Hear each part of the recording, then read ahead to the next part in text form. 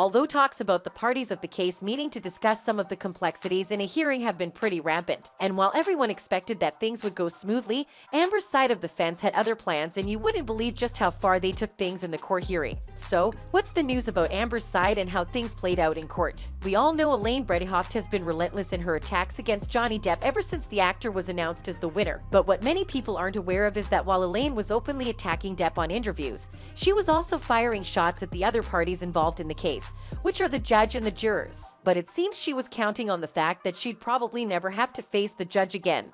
But life had other plans. On Friday, the legal representatives for the parties involved in the defamation case of the decade met for some last-minute discussion, which was tagged as a hearing but was actually more or less a formality. Now, the goal of this is for the final agreements on the verdict and for each of the parties to recise their grievances on whatever aspect of the verdict they might have a problem with, and expectedly Elaine was pretty quick to start talking about how they had piles of evidence that wasn't introduced to the case. But just as quickly as Elaine started talking was the same way she was completely shut down by the judge. These aren't even my words. They were the statements of a reporter that was on site at the hearing. Elaine made it sound like she might want some type of hearing, and the Judge Ascarati, was very no-nonsense as usual, actually more no-nonsense than usual, Jesse, and she basically said, I don't need a hearing on any of this stuff. I've had this case for 18 months, and we had a 6-week trial.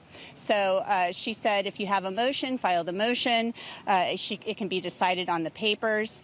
Elaine Bredehoff was also wanting to address this bond that has to be filed by Amber Heard in order to appeal the case.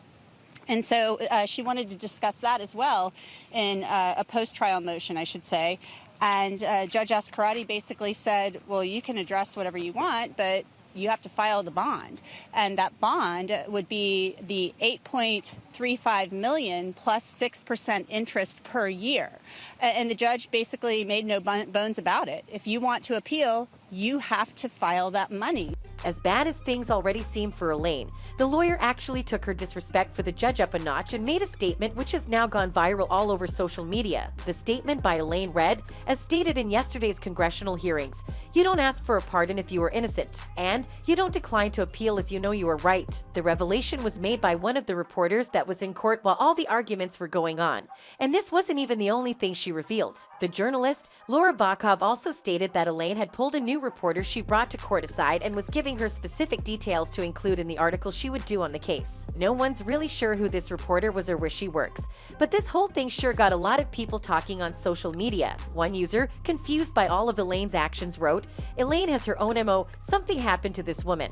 Though I didn't have awareness of her prior to this. She is charging hard and risking her career for this case. Is it ego, or is there a trauma bond, or is she afraid of the defendant? It's interesting. Another user believes this is the end for Elaine. They wrote, this is Elaine's last client, so she'll pull all the strings possible. I just hope Amber didn't pledge Elaine's fees too. We're not exactly sure if Amber and her people are aware of how badly this might affect their appeal, coupled with what happens to them if they lose. But we'll find out in time. Tell us, where do you think this whole case is going to end up?